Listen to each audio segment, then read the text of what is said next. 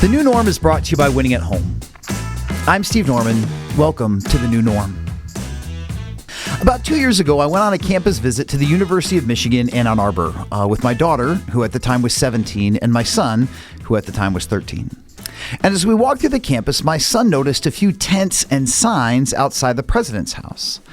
And those represented dozens of football players who were abused by a former university physician. And Josiah asked me, "Dad, wasn't that a long time ago?"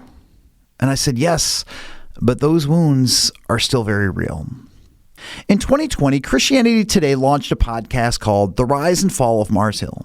The story follows the exponential growth and eventual collapse of a megachurch in Seattle. It explores how the church allowed a focus on growth to surpass a commitment to health. This show, which ran for 12 episodes, was a hit, with hundreds of thousands of millennials tuning in. It struck a chord with a generation that is reevaluating their relationship with the church. New York Times columnist David Brooks says this: "Recently, Russell Moore resigned from his leadership position in the Southern Baptist Convention over the denomination's resistance to addressing the racism and sexual abuse scandals in its ranks."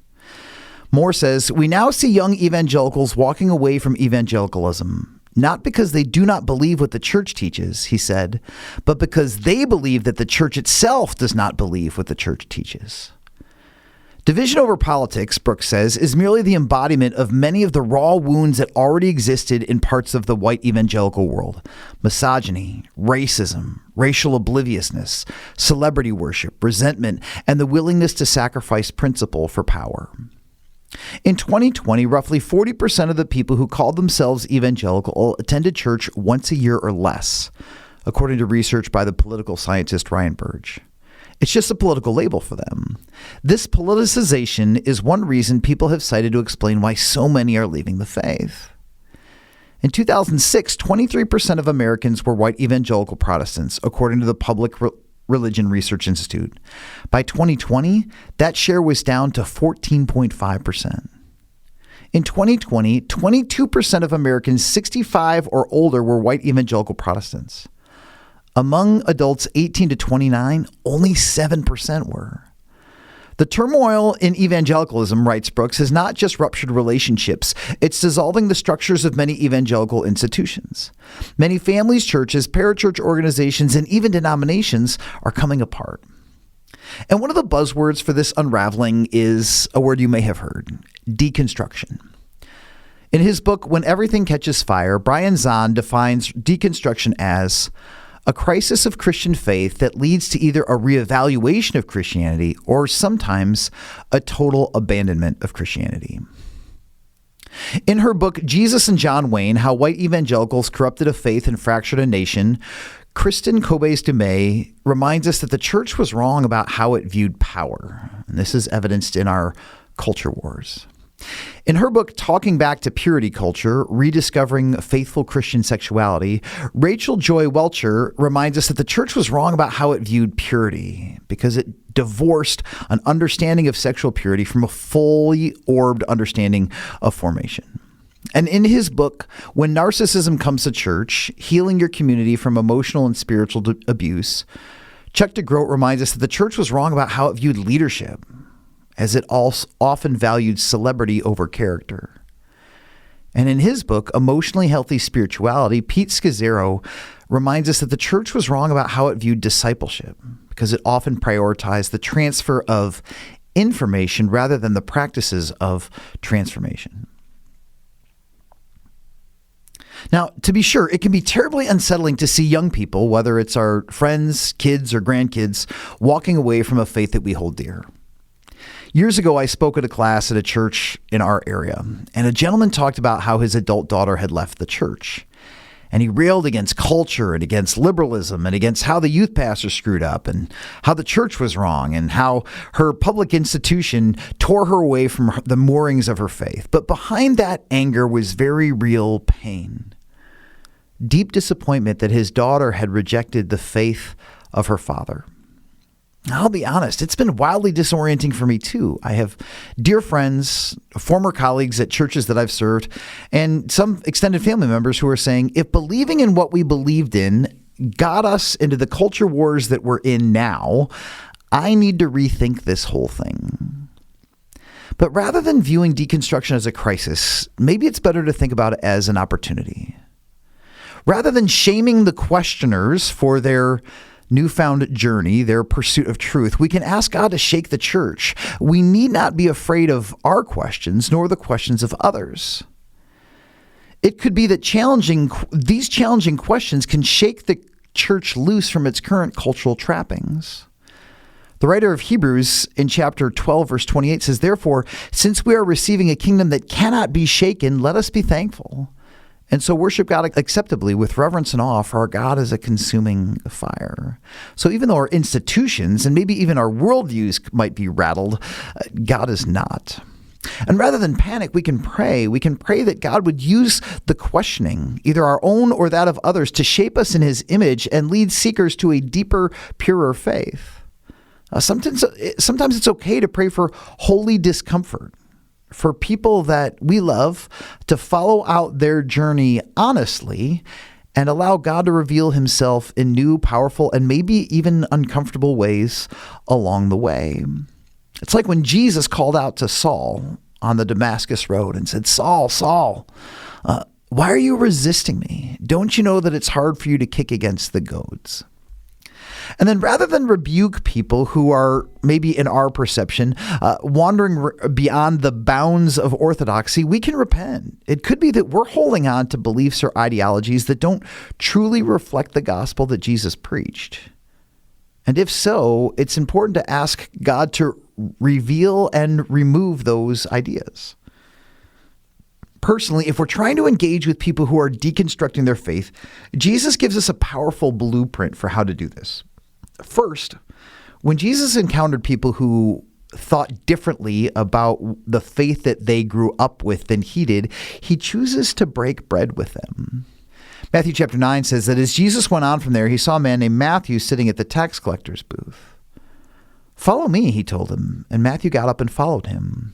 And when Jesus was having dinner at Matthew's house, many tax collectors and sinners came up and ate with him and his disciples. And when the Pharisees saw this, they asked his disciples, "Why does your teacher eat with tax collectors and sinners?" And on hearing this, Jesus said, "It's not the healthy who need a doctor, but the sick. But go and learn what this means. I desire mercy, not sacrifice. For I have not come to call the righteous, but sinners." And I love it that given the option between extending mercy to people who were authentically wrestling with their faith, even if their answers appeared to be, in air quotes, wrong, or continuing to reaffirm people who already had all of the right answers, Jesus is going to opt for the former and not the latter. He's going to hang out with the sick, the struggling, the questioning, not the self-righteous and the self-assured and the self-promoting. I love it that Jesus literally sat down with them to break bread. Why? Because meals, a shared meal, especially in a home, creates both safety and space. Hospitality shapes an environment of both warmth and intimacy. The table's a great place to start having the conversations that allow us to process questions and to heal hurts. Now, every once in a while, I'll run into somebody who's like, "Well, I'm afraid that if I open up this can with my adult son or daughter, they will ask questions, or they'll encourage me to listen to podcasts or read a book about something that challenges my worldview, and I'm not sure if that's something that I want to do." But I remember that a university president, when I was in college, his name was Jay Kessler, always said this when it came to the pursuit of knowledge. He goes, "We don't need to be afraid that something's going to jump out from underneath a rock and eat God." And he goes, "And if it does, we should fall down and worship that instead." So I loved his confidence that said, hey, we can explore and hear out and process competing truth claims from a place of confidence, but also a place of grace, not a place of fear or dogmatism. So Jesus chooses to break bread. Also, Jesus tells better stories.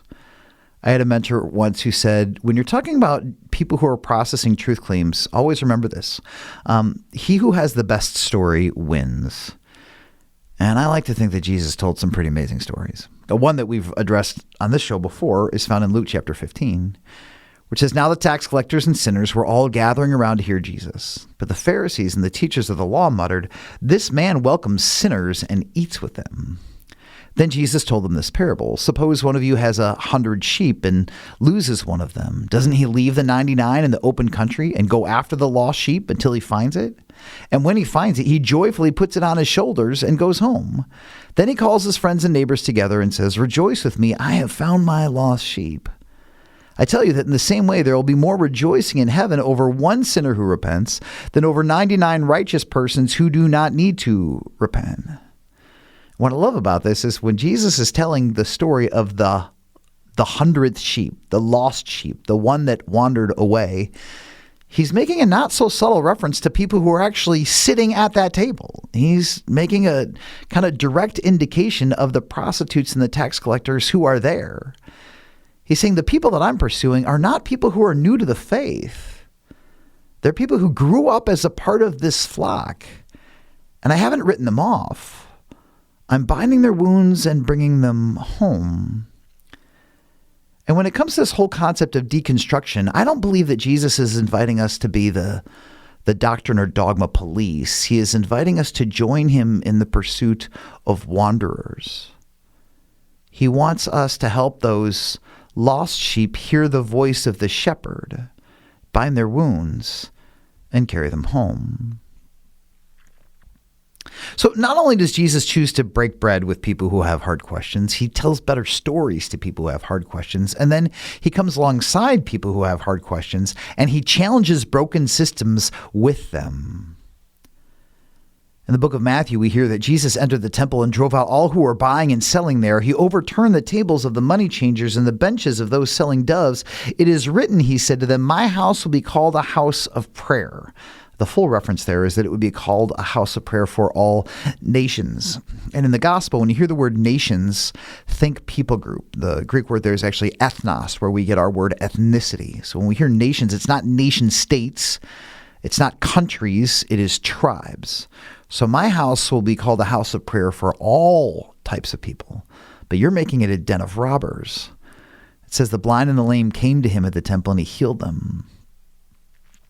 The traditions regarding the temple culture in that day, though well-intentioned, had a harmful effect. They were creating barriers for people who really legitimately wanted to experience God.